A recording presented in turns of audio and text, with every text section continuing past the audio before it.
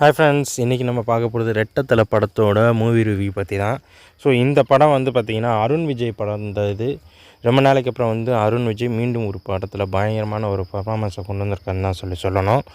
அருண் விஜய் இந்த படத்தில் வந்து சூப்பரான ஒரு ஆக்ஷனை கொடுத்துருக்காரு அப்படின்னு சொல்லலாம்.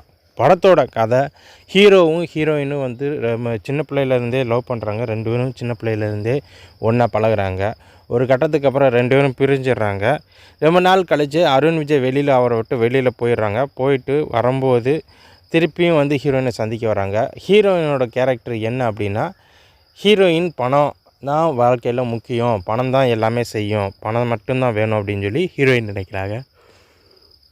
ஸோ அந்த மாதிரி சூழ்நிலையில் ஹீரோயின் வந்து அருண் விஜயை பார்த்துட்டு, இல்லை உன்கிட்ட காசு இல்லை, நீ காசு இருந்தால் தான் நம்ம 2 பேரும் நல்லா வாழ்க்கையில் நல்லா வாழ முடியும், ஸோ காசு இல்லாமல் வாழ முடியாது அப்படின்னு சொல்லி ஹீரோயின் சொன்னதுனால அருண் விஜய் சரி பணம் சம்பாதிக்கணும் அப்படின்னு சொல்லிட்டு அவங்ககிட்டேருந்து போகிறாப்புல.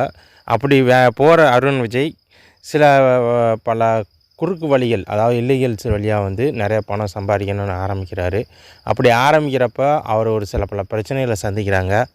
அந்த பிரச்சனையிலேருந்து நிறையா பணம் அவர் கிடைச்சாலும் பிரச்சனைகள் அதிகமாகுது.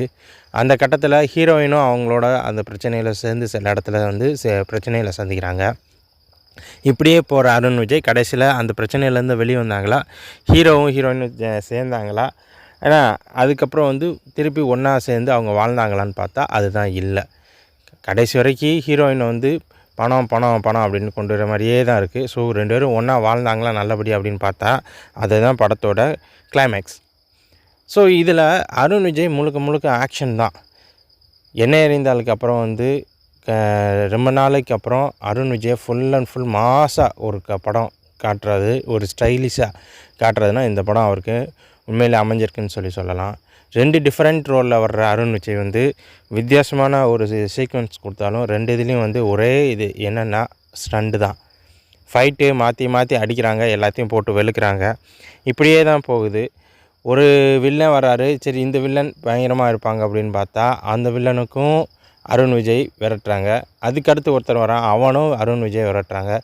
ஆனால் எல்லோரும் சேர்ந்து விரட்டிக்கிட்டே இருக்கப்போ அருண் விஜய் ஓட ஆரம்பிக்கிறாரு. ஒரு கட்டத்துக்கு அப்புறம் திரும்பி நின்று அடிக்க ஆரம்பிக்கிறாரு.